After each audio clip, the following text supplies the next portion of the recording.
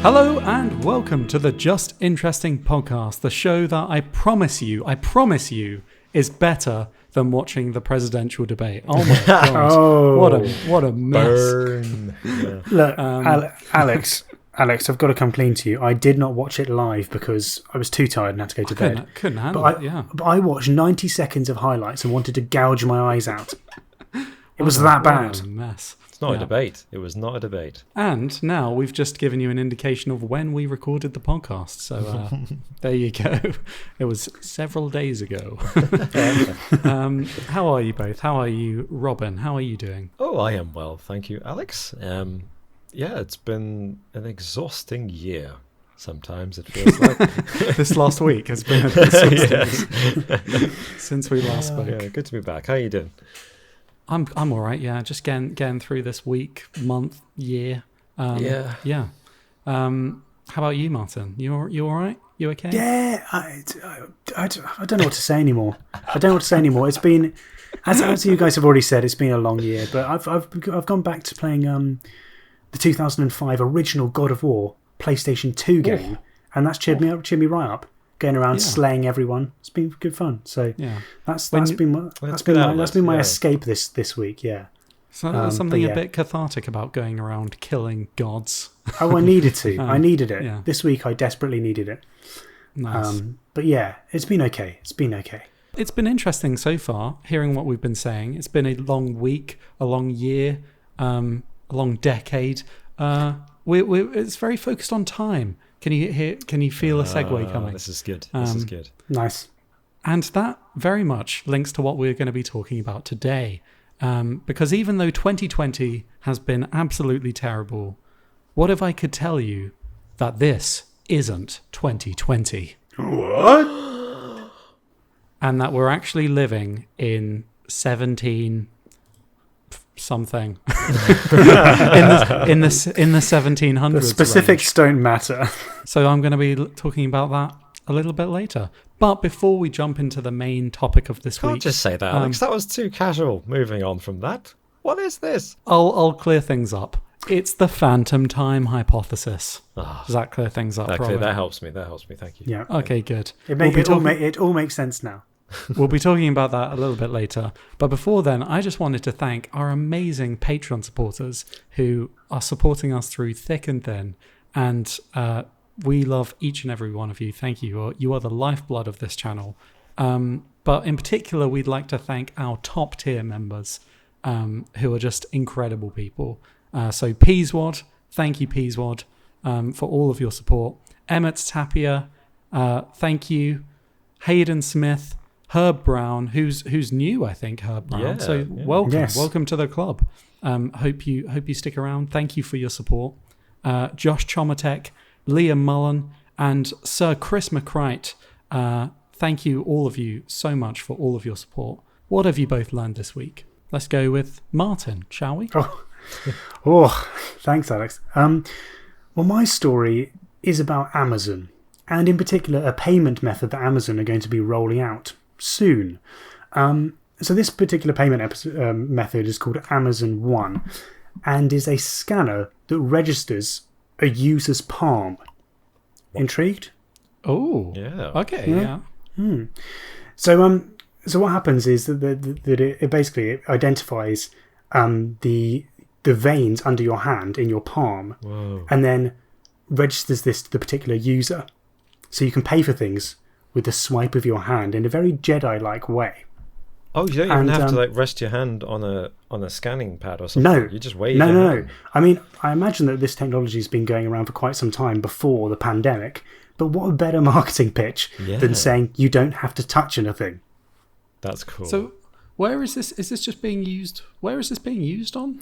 So it isn't actually out yet. Amazon are going to employ it in some of their physical stores in Seattle shortly. A date hasn't been announced, but pretty soon, because Amazon apparently do have physical stores, and then they're hoping to kind of to make it more widespread in other stores around the US and then eventually around the globe. Incredible. So you just go in. I'm trying to work this out. You go in and you just wave at a screen at what you want, and it buys it. Yeah, you put your hand. Yeah, you put your hand over the scanner, And then what it does is it basically identifies the patterns in the veins of your hand. And from that, it can then basically say, this is who you are, and you can pay for your items. So, you link it up to your cards, your credit cards, and it's just a much more, supposedly, a more secure way of doing this. I don't know. It sounds really flawed. All you need to do is chop someone's hand off, and exactly, you're home Minority free. Report style. Get the eyes. Yeah. I guess cool. I guess it is more secure, but is it a bit like overkill? I don't know. What's the? I guess It's the people future. do steal. It's cool.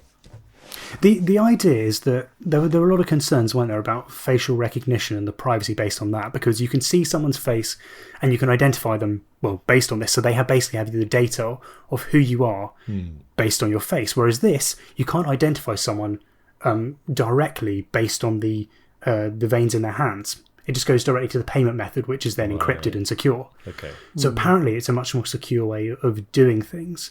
Of course, like some groups have come out and said, well, this is pointless. We don't need it. It's another way of getting data about us, about users, about individuals. But for me, I see it as if it's a way of being able to pay for something that's a lot more secure than facial recognition, which is trying to be rolled out over the last decade or so. Then surely it only has to be a good thing. It's the way we're going, isn't it? Of going away from any kind of physical way of paying. I mean, cash is gone, and credit card fraud is rife. So it seems to me like it could be a good option. Yeah, I'm struggling to imagine a way that criminals could get around this system to fake someone else's palm print. Yeah, like there've been cases with the contactless where people have been scammed, haven't there? Exactly. So, yeah. And also, whenever whenever big businesses or governments try and implement something like you say, like with facial recognition, immediately I'm thinking like, oh, they're just going to sell my face to the government or whatever. I can understand why people would be hesitant to give that. It's your personal information, technically, I guess. Whereas this, I don't even understand what that means in that kind of conspiracy sense. What would they do with my veins? Why would they want that? I'm sure they would, but why? I mean, would they clone you? Take the hand. Why do they want my vein information? It'll all make sense when you start getting adverts on Facebook for fat reduction surgery on your capillaries or something. Yeah. What are you trying to say? Yeah. I mean, there is the obvious issue that if you don't have any arms, you're kind of screwed, aren't you? When I read this, nothing stood out to me as being like an issue for me. I was like, if they can't trace you, they can't track you from it. It's more secure. I don't have an issue, but it still feels weirdly invasive because it's part of you. It's part of your body that they're tracking for you to make a payment. It's such a cold transaction based on a part of you that's so unique, and I think that's what's weird about it. Yeah. Absolutely. Yeah, I agree. I think it's one of those things people will just get used to, though. Yeah, probably. Yeah. They'll realize how convenient it is when they don't even need to leave the house with their wallets or money anymore. They just bring their hand, as long as they've got their hand with them. They're fine. Yeah, the wallet industry is going to crash and burn. Anyway, well, thank you, Martin, for bringing that. I hadn't heard about that story, but that was incredibly fascinating. I feel like there's a whole podcast in there, maybe. But Robin, let's see if we can top that. I'm afraid I definitely can't. In fact, mine's a really lame follow-up to a story that I mentioned this week. I learned a couple of months ago, and I've talked about it, and I know you're excited for it. Justice League, the Snyder Cut, out on HBO Max next year. We are not being sponsored, sadly. But I'm on the record, I think, on this podcast as saying that I don't think Zack Snyder makes particularly good films. But I'm still excited to see the Justice League Snyder Cut. But what was amazing is that the theatrical cut came out in 2017. It was a massive flop. It was also a terribly received film. But it was not finished by Zack Snyder, the director. It was finished by Joss Whedon, because Zack Snyder had to step away for personal reasons. And it was rushed, and Joss Whedon did loads of reshoots, and it was a really weird, terrible film. And then ever since 2017, fans have been campaigning to get the Snyder Cut released, and finally they announced this year that the Snyder Cut is going to be released on HBO Max, the streaming service, next year, 2021. Mm-hmm. And at the time when they announced it, they said it's going to be 4 hours long, and it's not finished yet. Zack Snyder needs up to $30 million to finish the visual effects. because it's a very CGI heavy film. Okay. And then now they've announced that despite COVID, there are going to be reshoots, and Zack Snyder is bringing back Henry Cavill, Gal Gadot, and Ben Affleck as Batman. We all thought he'd quit, but no, he's coming back for reshoots. And apparently the budget to finish the film has now gone up to $70 million. What? Which is, I know, right? To finish the Justice League film. Why would you do this? At best, it's going to be a passable film. The dead horse has rotted away. You flogged it so much. There's nothing left. It's incredible. I just think it's amazing that the studio's putting this much money behind it. They've made other superhero movies for less money than that. And that's staggering, because surely it's not exactly like we're in a position for it to be re-released in the cinema even. No, it's straight to DVD. I'm so fascinated. Like something. What do you think? Like, something else is going on, right? It can't just be that they think they're going to get $70 million worth of subscribers from this one thing. I mean, genuinely, the only thought that I have for why they're justifying this is that Zack Snyder has shown them what he's worked on so far, or like shown them what he wants to do and explained it, and it sounds incredible. Like it has to be like a real game changer in terms of superhero films or something. It has to be amazing. It has to be, right? It has to be. They've bigged it up so much. I mean, maybe, just maybe, if they know, or they're 90%, 99% sure that it's going to be at least a good film, it will bring back a little bit of reputation to the DCU, which has suffered, let's say, over the past few years. So maybe they see it as an investment in the DCU as opposed to a short-term investment in subscribers or a return on what they're putting in.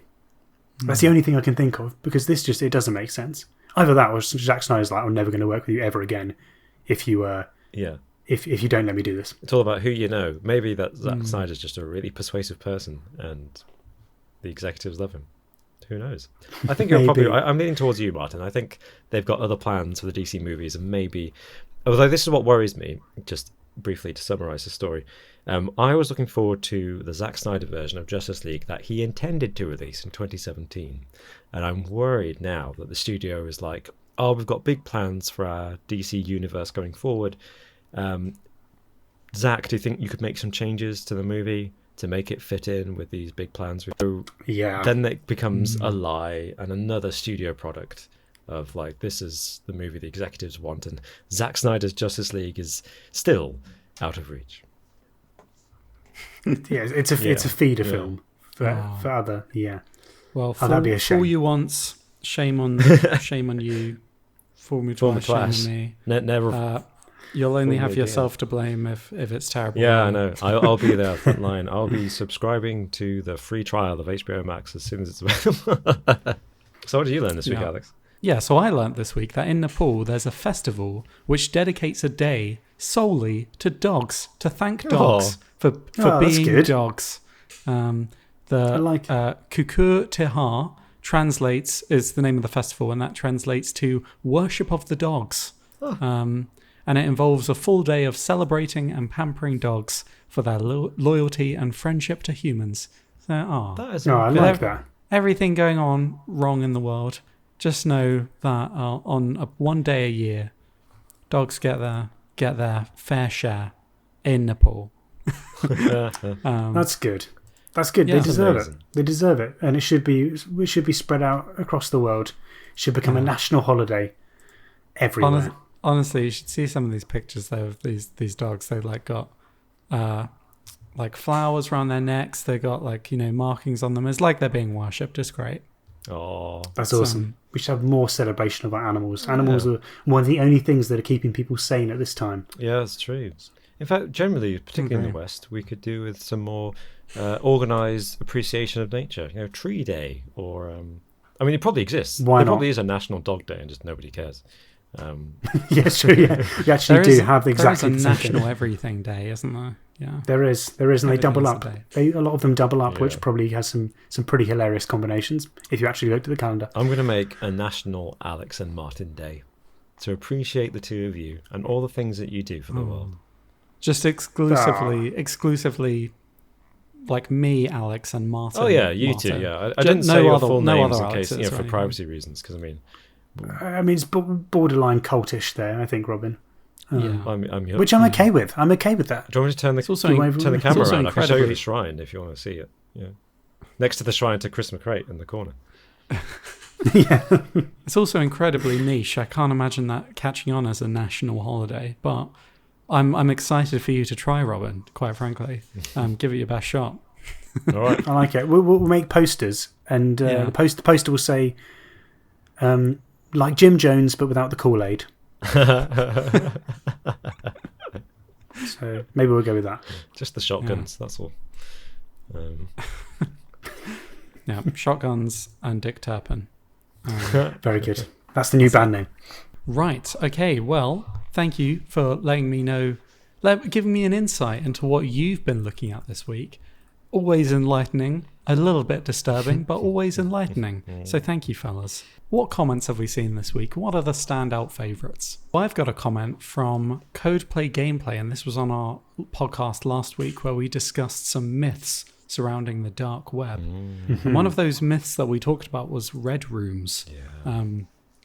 This creepy idea that somewhere in the deep corners of the internet there are these chat rooms where people basically get tortured or murdered, and it's broadcast live to a chat room of people who can then instruct whoever's doing the torturing what they want to happen.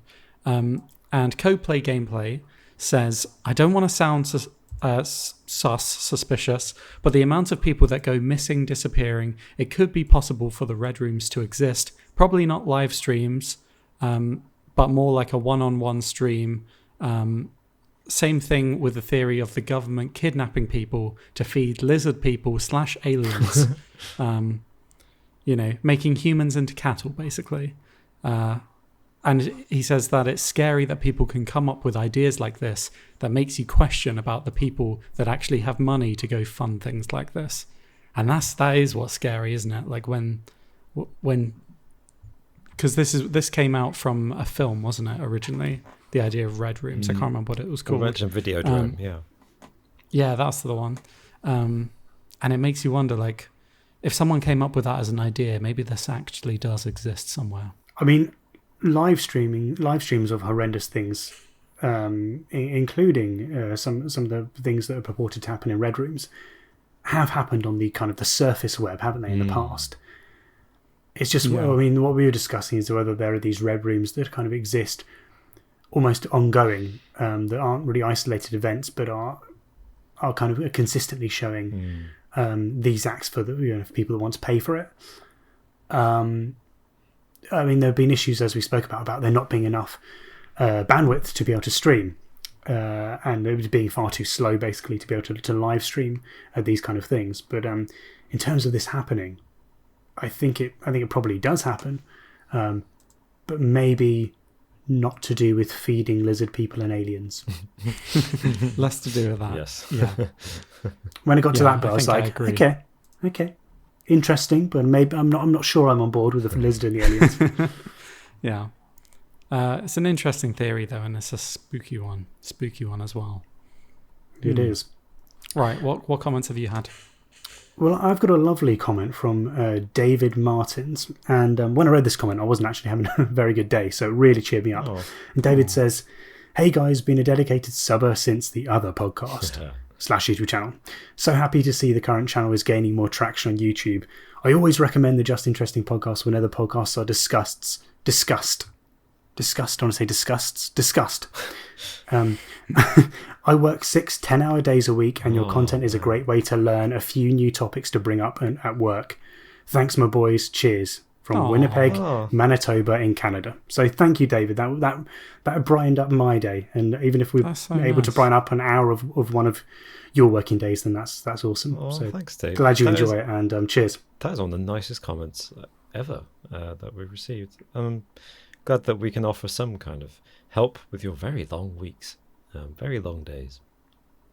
Yeah, Hard that is worker, a hard worker. work. Yeah. Living up to the Canadian stereotype, though. I mean, letting the nation down. You're just too nice, David. My comment is nowhere near that nice, and I think I know what you two will, how you'll react to this. But Beth Dumont commented in last week's podcast, I think in response to the comments, and she's got an interesting fact, and she says that castration, for those who don't know, is the removal of the testes. No testes, no hormones get released. Chemical castration does the same thing using medication. Why are you doing this? Well, it's an interesting thing that I didn't know. So the reason I bring this up is because it made me look up the difference between chemical castration and actual castration, or traditional surgical castration, I should say. Okay. And I think, I just want to say, I think Beth's on the right lines, but I think there's a little nuance missing there, because obviously if you surgically castrate someone, you remove the testes and or the penis, so you're removing the means by which sex can occur, but it does have an effect on the sex drive because testosterone is not being produced, and chemical castration is hormonal treatment that suppresses the production of testosterone, which apparently drives is the main motivator of the sex drive. So Robin, I just want to interject and say you've spoken confidently about this now in the most confident way I think I've seen you speak about any topic ever. Are you now a professional castrator? it's the only way to survive in 2020, guys. It's the only way to survive. It's the times hit Robin hard. I recommend, but not as Lupron. hard. But not as hard as he hit the balls. Oh Dear. That's an unreliable way to castrate people, Martin. You should know that. Yeah, just hitting them.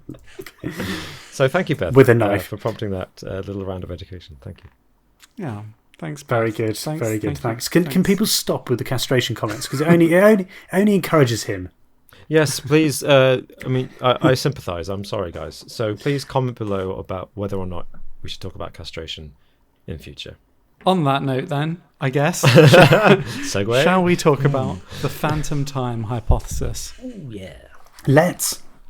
Cool. What is the phantom time hypothesis, Alex? So, with the world, focusing on fake news and how it's hard in modern society to decide what's right and what's wrong, what's real and what's fake. But the one thing that we thought we could rely on, at the very least, was that the date was right. The date was accurate, and this is 2020. Well, I'm sorry to say, Robin and Martin, that was just fake news this whole time. It's not actually 2020. It's actually 1723.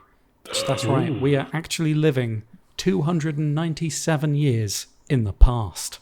That is, of course, according to one man, multiple people now, because it's attracted quite a lot of followers, has the phantom time hypothesis.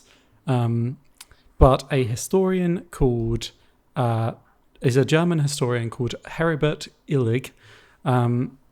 According to him, the year is actually 1720, the Gregorian calendar is a lie, and a chunk of the Middle Ages was completely made up. Oh, right, yeah. Wow, okay. So it's not just that the calendar is inaccurate, it's that history has been falsified to fill the gap.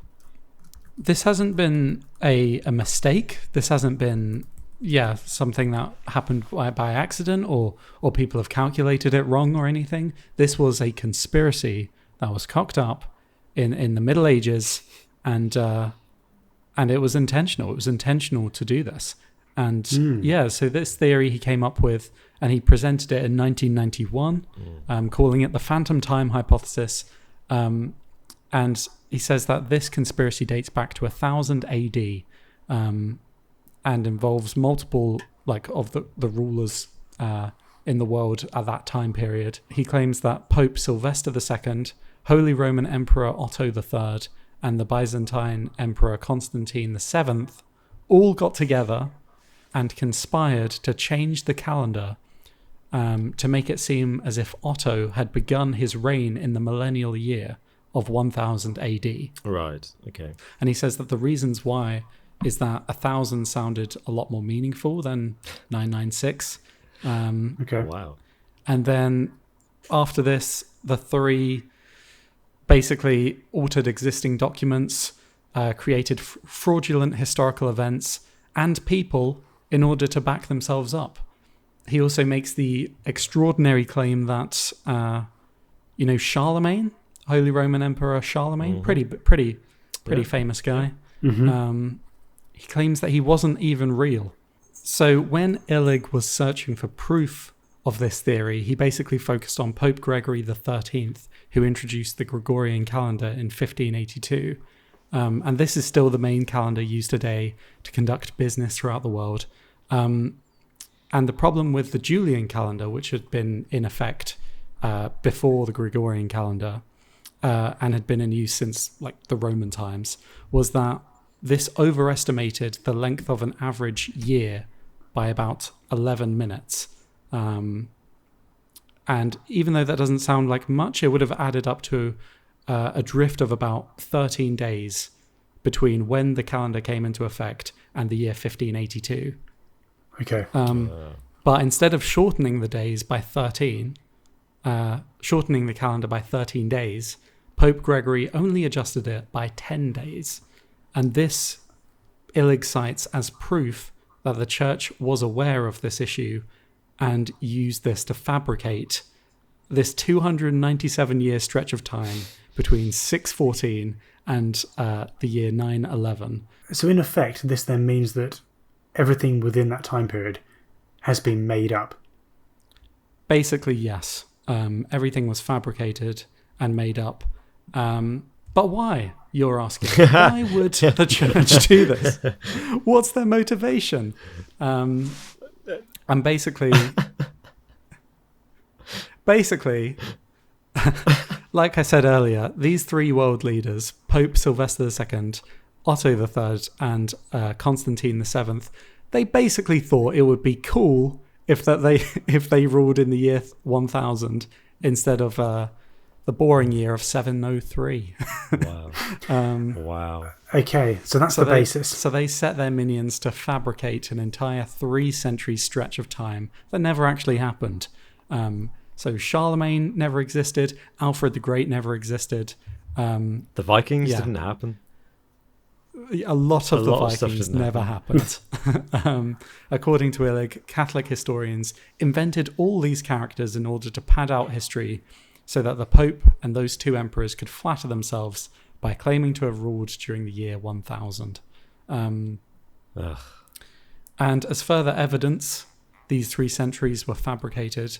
Illig points out that there seem to be no buildings constructed in Constantinople during this time period. And it's also kind of like a period where, well, they claim, comparatively compared to the centuries leading up to this time period and afterwards, seems like nothing really happened. Nothing huge majorly happened.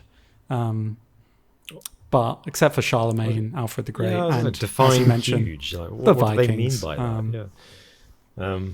That's... Yeah. Oh, I mean, some people... We celebrated the second millennium by building the Millennium Dome in London. They celebrated the first millennium by inventing 300 years of history. I mean, potato, tomato. That's all it is. I mean, the first millennium was a major event. There was, as you might expect, similar to the second millennium, there was huge panic and concern because, in Europe at least, because of course the first millennium was measured from supposedly the date of Christ's birth. So in the Christian world, there was huge significance put on the first millennium and a very, very profound fear that the world was going to end. And it's funny, you read texts from the time, and although you have to translate it because they weren't speaking the same language that we speak now, you look at it and you think, oh, they're saying exactly the same kind of thing that people were saying, well, are saying now, fearful for the future and fearful for society and the breakdown of old-fashioned values and stuff like that. So I can understand, like, if people don't quite understand why the first millennium would have been a significant date to the three people supposedly who created these 297 years of history, that's why. It was a really big event for the Christian calendar. However, it's time to reveal a bit of personal history. I studied the early medieval period at university. It was what I did my degree in. I can pretty decisively confirm that happened. How did I not know this? So you're personally offended by this? I'm personally theory, offended Robert. by this. This happened. I mean, so one of the things that what's his name, Herbert Illig says is that there isn't much kind of tactile archaeological evidence for this period in history, or what was insultingly commonly called the Dark Ages, but is better and more accurately called the early medieval period. And he's kind of right. Like historians rely a lot on documents, on the written word, on people's accounts of what happened. Unfortunately, he overlooks the fact that in order to write things, you need implements, ink and paper, or the equivalent of paper, vellum or parchment, to write upon. So even if there is not a big stone building from that era, because people mostly built in wood in that time, or even if there aren't many graves surviving from that period with lots of juicy artifacts that can be carbon dated and other means of dating, there's still a lot of written evidence written on stuff that is from this mysterious 297 years that can be accurately radiocarbon dated to that period. And even then, like I just mentioned, graves, there are enough graves of people who lived and died in this era to prove that this era happened. So you're attributing that lack of proof as it basically them not having pens and paper as much to write it down. That's why there's less. There still is, but there's less historical records. No, the opposite. I'm saying that so the Dark Ages refers to an era of history post-Roman. So pretty much the Roman Empire ended, and along with the decline of the Roman Empire, what is commonly called the Dark Ages began at different points in history in different nations across Europe, and what that amounted to was a loss of Roman authority and a loss of Roman knowledge. So people stopped building stone colosseums. They started building wooden halls, and wood obviously rots, and particularly in Europe, in Northern Europe especially, the climate doesn't preserve things very well. So there is a lack of hard evidence for things, but there's a lot of paper. There's lots of people writing stuff down. Although, admittedly, a lot of our documents were copied later, and there are things, for example, in Britain, we famously have 1066, the Norman invasion. One of the things William the Conqueror did to put his stamp on Britain was to go around destroying things. And in Wales, for example, there aren't many books surviving from before the year 1200 because the Normans literally went around and burnt all their books, like the Nazis in World War II. They just thought, right, we're going to destroy everything and impose Norman rule on Wales. And that kind of crap happens in the medieval period a lot. So we often rely on documents that have been copied down in later books. So there's truth to the claim that not much traditional archaeological evidence survives from what is called the Dark Ages, but there's still a lot of other evidence that survives, including books. Some books did make it, and including jewelry, and including swords and armor and people's bodies, from the graves, and I think some buildings. Records of astronomy as well. I think that's one of the main ones that they use. Records from before this time, were recorded, and the fact that after this time, when they were recorded again, that they line up, suggesting that the time in between certainly did exist. Oh, that's great. It seems that there's no doubt that it didn't exist, because in terms of the solar eclipses in particular, the times before this period and after this period, it just suggests that there was a continuation of time and that there wasn't this gap as they suggest. Look, guys, it's an interesting idea what you're suggesting, and I don't want to say, Robin, that what you studied at uni was all made up. No, that's fine. Obviously, I don't want to say that. But Waste of money. don't you think it's just more believable that these three men basically invented the entire Charlemagne saga, as well as the entire Anglo-Saxon English historical records during this period, the papal historical records, the Byzantine historical records, as well as Islamic and Chinese historical records. Yeah, But that's the thing, because it affects everything, doesn't it? They must have forged everything. Yeah. Everything. You can't just say, "Oh, Charlemagne didn't exist." If Charlemagne didn't exist, that has such a knock-on effect to all of these other bits of history around the world. They don't exist in isolation for one another. You've got to have cover stories for everything, and that's where it becomes difficult. It's such a European-centric view of the world to say exactly. Yeah, this is what happened because sure, the dating system we use originated in Europe, but like history was happening in other countries at the same time. Yeah. And like you say, Martin, especially with in the like Islamic and Chinese historical records, they record astronomical events such as like Halley's Comet and eclipses that perfectly align with when they would have happened. So on top of that, these world leaders would have had to have been astronomy experts as well to accurately know when that was going to happen. I mean, so not necessarily them. I mean, they're the rulers, right? So they would have had all the people at their command who knew this stuff. But again, sure. The scale of the conspiracy, the scale of it to falsify all these, not just thousands, but tens of hundreds of thousands of documents. Documents that corroborate each other as well. It's not just one thing saying this is what happened, but somebody writing in England saying this is what happened, and somebody writing in France and in Germany, and maybe all the way over in Russia, or what was then Russia, writing about the same thing, and that's just how silly it is.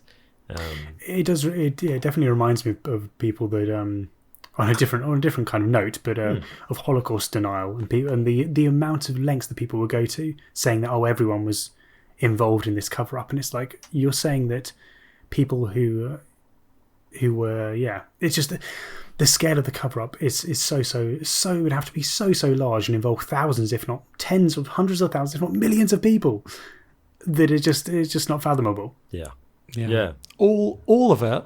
Let's take stock as well. All of it, just so they could say they ruled in the year 1000, just because it sounds cool. Yeah, it's a nice round number. There are got to do what you got to do. There are two things going for it though that I should admit. In that, although I agree entirely with both of you saying that it's just such a huge, massive conspiracy that it's unfeasible. It's not necessarily as implausible as the modern day person might think, because in medieval Europe, in early medieval Europe especially, literacy was the preserve of the church. So if you've got the Holy Roman Empire and the Byzantine Empire and the Rome all on board, then it's ridiculous. It can't have happened. But it's possible that all written history for that period was instructed by this conspiracy, because it was all monks in churches and monasteries doing it. Yeah, you might be 5% of the way there. Yeah, you're getting there. Getting there. The other thing is that there's the joy of being a historian. Anybody listening to this who studied history will know, and I think Martin, you've had the same experience, I'm sure, doing politics. Different people write slightly different versions of the same events, and there are often discrepancies. And one of the great things about being a historian is that you get to be a detective, and you get to figure out who's telling the closer truth to what actually happened, who's got things slightly wrong, or who's twisting things slightly. And in the early medieval period, because there aren't that many records available compared to modern history, you often have to decide, okay, is this person's version of events true, or is this person's version of events true? And the phantom time hypothesis at least would go some way to explaining why some people come up with totally different versions of the same events to other people. However, it's complete nonsense. Yeah. Well, the one thing, Alex, I will say, I don't know if you get this, Martin, but every time you say, we're actually living in 1723 or whatever, my brain immediately goes like, oh man, I'm wearing the wrong clothes. I should be wearing a big wig and ruffs or something. I like it. I prefer it. It's right now. It sounds preferable to 2020, to be honest. 2020 should have been a good year. Symmetrical number. Yeah, we're living in the future. We're living in 2020. Yeah. It still seems futuristic to me, but I've got a question for you both about the phantom time hypothesis. Okay. Ignoring for a moment the fact that we fairly decisively came down on the side that it's not true. If it were true, would you want it to be true? Or would it not bother you at all? Well, there's two questions here. Would I want to be living in the 1720s, or would I want that history not to exist? Ooh. I would. Because I don't care what year it is. Like the date on the calendar doesn't matter to me. I wouldn't want that history to be erased and to be proven false, even though that would be quite exciting. I would like the satisfaction of us finding it out and then mocking you, Robin, for studying something that didn't exist. But I don't think it would be worth it. I wouldn't like the thought that everything. It would just be like, so everything could be a lie. What's even true? 300 years was made up, and no one even cared. Yeah, I think it would be pretty devastating to learn that it was true, actually. So yeah, I hope it's not true. Yes, I'm pretty sure it's not, and I think that's a good thing. That is a good thing, because then I think we'd start to question all sorts of historical events, won't we? Yeah. If it happened then, could it have happened earlier in history? I mean, to be fair, what did I even do this morning? I mean, this thing is one of those great conspiracy theories, really, because how do you even prove it? He's got his mathematical premise, but you can't prove it.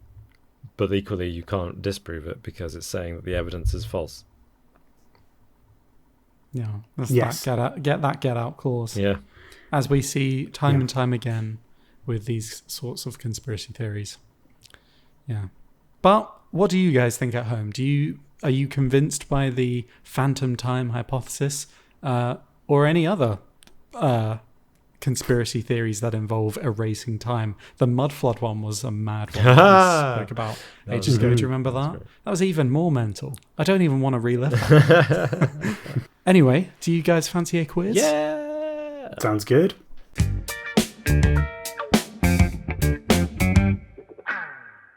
Welcome, gentlemen, to this week's quiz, which I will be hosting, your resident loser in the leaderboards. I'm bottom at the moment. I'm bottom of the table. I think I've got 3 wins, and both of you have 4, or 4 and 5. I can't remember. That is close, though. That is close. It is close. Yeah. But today is an exciting day because it's the battle for first place. One of you will be winning at the end of this quiz. Blimey. So, are you ready to find out who? You don't have a choice, actually. You're going to. Okay, show me your buzzers. Martin, what have you gone for? I've gone for my classic. Let's be having you. Very nice, very nice. Good stuff. Good one. Thank you. And Robin, what have you got? I've gone for your old favourite, Alex. First time for me, possibly. 102, take 1. With overlap, action please. Very nice. Is that some Lawson? It is. It's a lot slower than I remember. Take some practice. 102, It takes. take 2. Ah, the French champagne. There we go. There we go. Take some practice, that buzzer. You've got to get the right timing. Yes, that's so. Martin, you've got a home advantage already. But I do like that buzzer, so I may favour yours. But then I do like the Delia one as well, so we'll see. The one is classic. Well, as always, there's going to be 10 questions, general knowledge, and there's a little movie thing towards the end as well. At this one. Question number 1. What is the only animal with 4 forward-facing knees? Ah, the French Robin. champagne. Is it the elephant? It is the elephant, yeah. Of course, yeah. Well done. Nice. When How did you just know that, or have you heard? Yeah, it's one of these had that few before? facts that I know about the natural kingdom. Oh, One that's of the cool. one of the few. One of the few. You could have. You had millions of options, and that was like one of the few that you knew. I know a lot about elephants' knees. I don't know. And ask me anything about castration. I know that as well. That'd be your mastermind topic. Castration. Actually, it's getting there. It's getting there. Nice. Just don't cut me off before the bell rings. No Oh, pun intended. no. Yeah, no pun. Yeah, nice. Yeah, nice. Okay. Question number 2.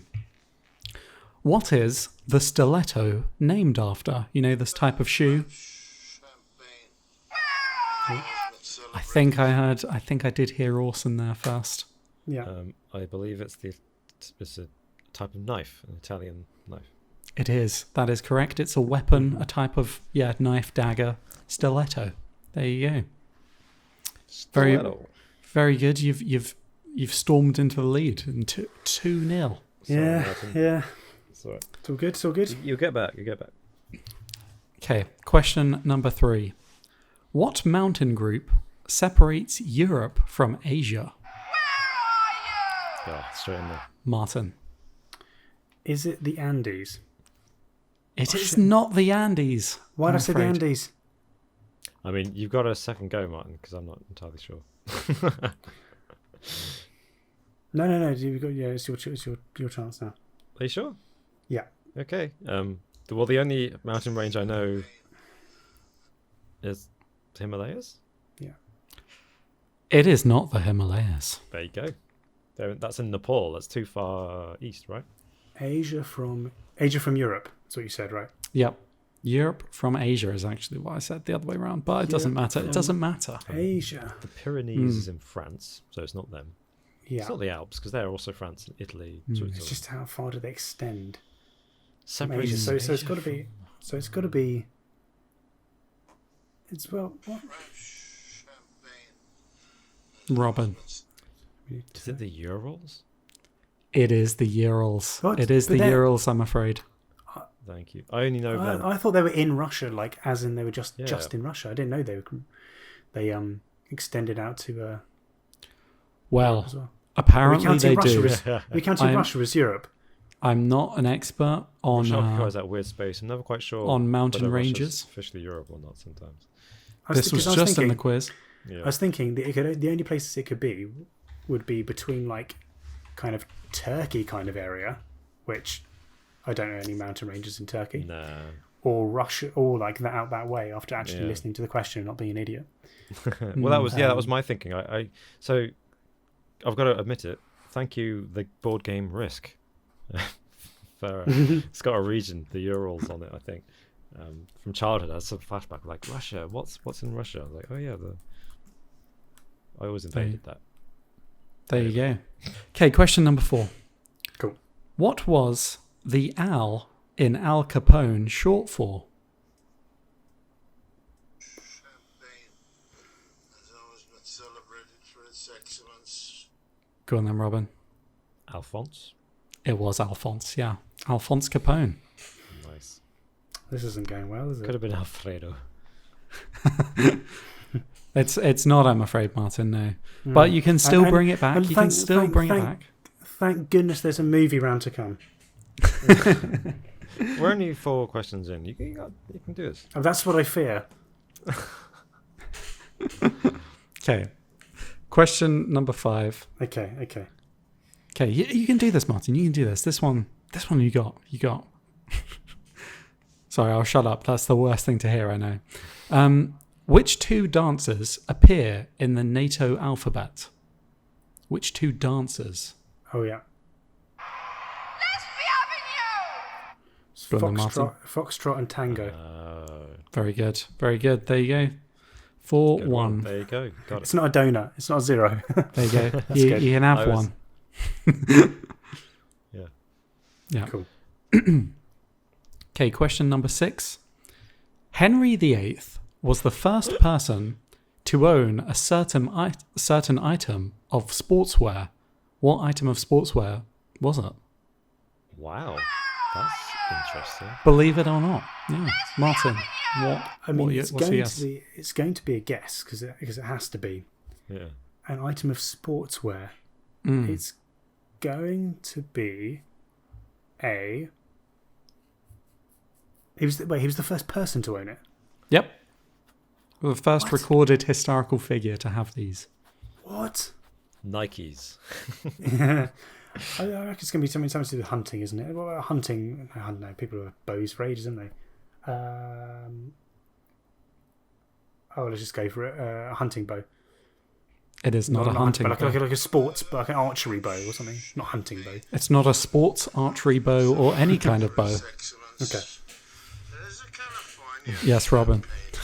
Jockstrap. It was not a jockstrap, no. So I thought of that Good too. guess, But I was though. like, Good guess. It would be called like the How Harry or something, wouldn't it? If it was... Yeah. So I give you a clue because it's quite broad. Yeah. I'll give you a little clue. This is just a little warm-up clue in case we need a better clue down the line. But it's something modern. It's something that's used a lot today in this sport in question. It's something that's like you would think it's a modern item. It's not. It's surprising basically. Okay. I'm going to guess it's not a sports bra. What about? I mean, you're Well- right. It's not a sports bra, but you need to be a bit more specific, I'm afraid. What about? I don't know, goalkeeping gloves. It is not Yeah, It's not goalkeeping gloves. A pair of goalie gloves. Henry VIII. Oh, As well. the French Something that's quite modern. Is it a sweatband? It's not a sweatband, no. Yeah, it's going to be some kind of piece of clothing, isn't it? Yeah, it's got to be, right? So do I narrow you down a little bit? Yeah, go on. Yeah, please. I think Martin, your recent suggestion was the closest so far. Wait, what do you say? Goalkeeping glove. gloves was not like a million miles away. What? the French champagne. Yes, Robin. Riding boots? It's not riding boots. Damn it.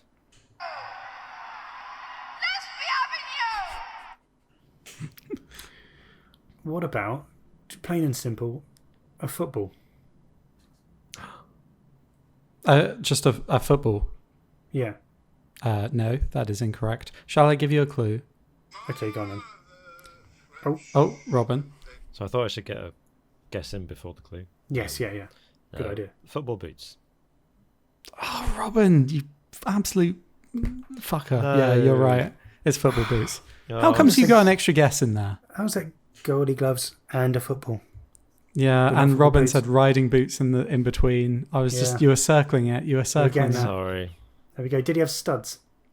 It's not known whether he had studs, but it was. I did look this up, and he had he had like an itinerary of clothing basically that was recorded in his log, and he had okay. specific boots for playing football. Okay, Playing the that's what beautiful football game. boots. Cool. So it was thought that maybe they were made from like hardened leather or that kind of thing. Generally Yeah. more expensive than his other shoes. Or they might even have that distinctive shape that football boots have, where they really kind of rip the shape. Quite of your possibly, foot. yeah. Yeah. Maybe. That's cool. And Yeah, that's sorry, good. I didn't Good mean fact. to guess the correct answer there. I thought I was Good fact. Good fact. I like that one. Yeah. great fact. Yeah. Well, Martin, you can still bring it back. You just need every other question right. Yeah. And I'm afraid the movie questions are starting now. Oh, God. Okay, question number 7.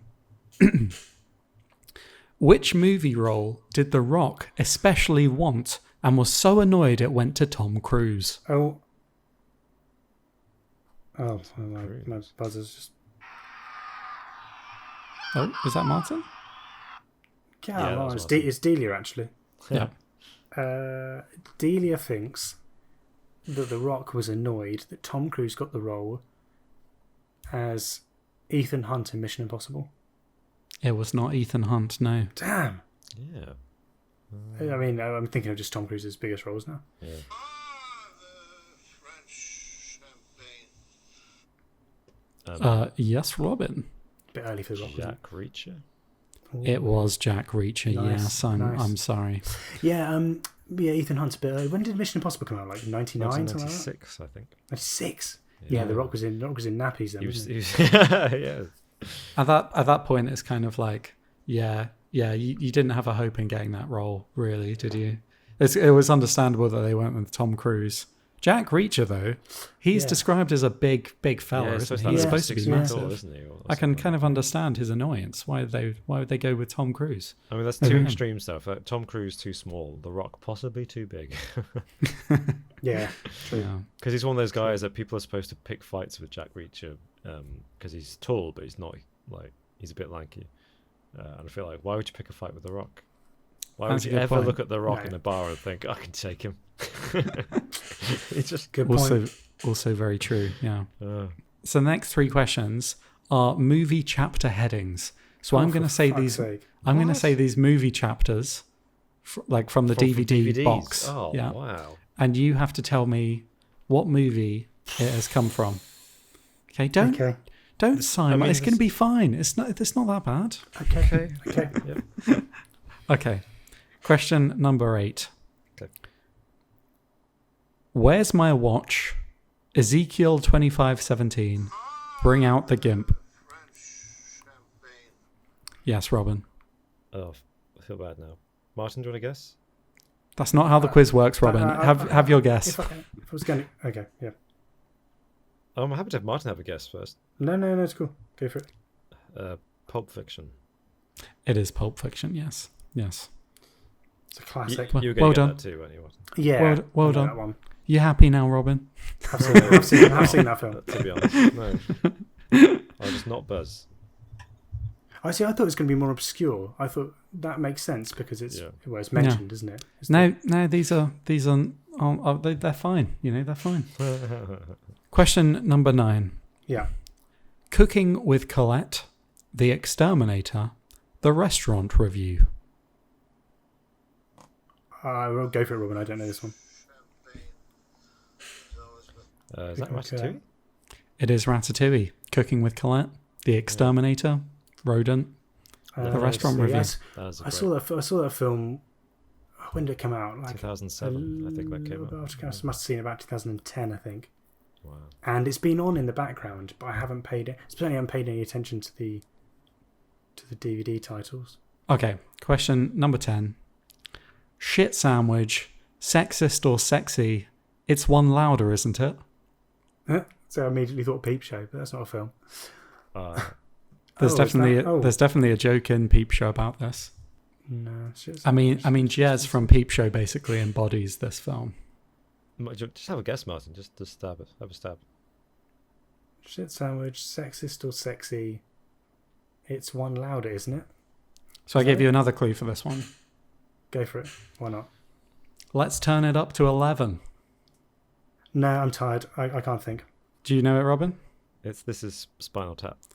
It is. This is Spinal Tap. Yeah. I've never seen it, Yeah, I I, have- I only loved saw it. it recently, actually. but I have heard the quote. Let's All turn the up to 11. Yeah. Yeah. Yeah, I've heard of that. And Yeah. rumour has it that's why the BBC iPlayer the volume control goes up to 11.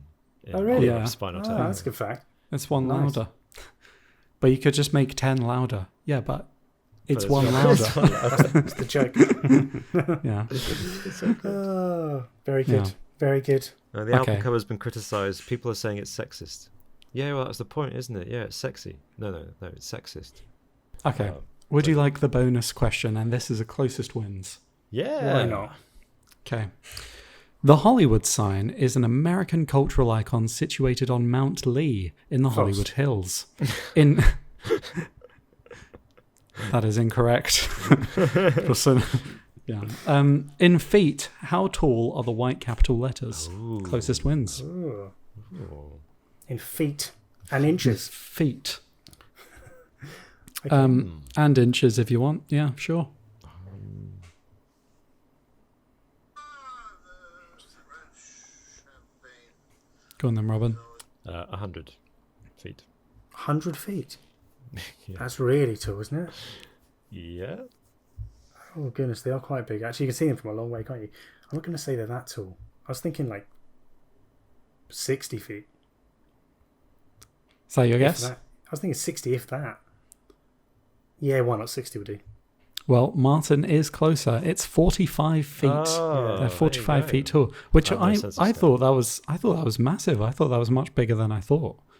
For some reason, I was imagining them like Yeah. 10 feet tall or something, like just slightly bigger than a person. Because there's no sense of scale, is there? Just there on Yeah. a hill. Yeah. That's it, yeah. They're just embedded in the hill, and no one really stands next to them because they're up in a hill. Yeah. Anyway, there you go. Cool. 45 feet. That's good. To Well, know. Thanks. congratulations, Robin. Yeah, well done. And, Convincing. Thank you. I Good, hope good you're happy. quiz. And sorry, Martin. I'm sorry for. Should have.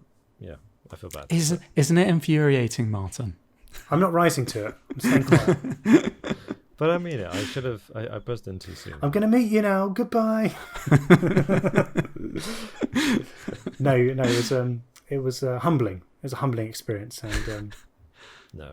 Well, yeah, the tables will turn. it is what it is. It is what it is. You know, I'm not out of the It's game. just one of those things. I've lost the battle, but I haven't necessarily lost the war. It's getting that way, but I haven't necessarily lost the war yet. No, it's still too So close to there's- call. There's still way more time. Just that either of you own take. your victory, Robin. Stop being so humble. There's hope. There's hope. It's fading, but there's hope. A bit like for the world. Ah, well, congratulations, Robin. You are now back in the Good lead. quiz. Thank So- you, Alex, for a good quiz. You're very welcome.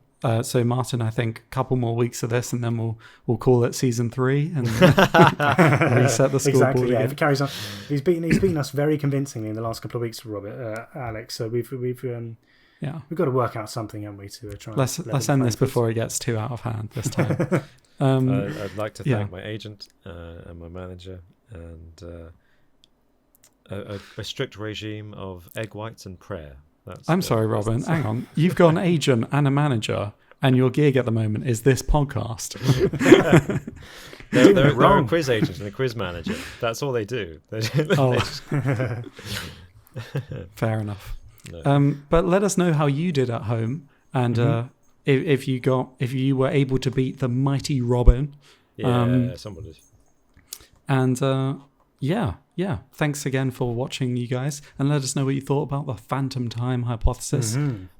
Thanks again to everyone supporting us over on Patreon. You can find our latest, little more interesting podcast over there, where we discuss politics and just the shit show that was last week, a few days ago, whenever this went out. Yeah. Is there anything else we need to mention? I think that's it, isn't it? Yeah, just a huge I think thank that's you. it. Yeah. Yeah. Thanks again so much for watching, guys, and for supporting us. Hope you have a great week, and we'll see you next time. Bye for Bye-bye. now. Bye bye.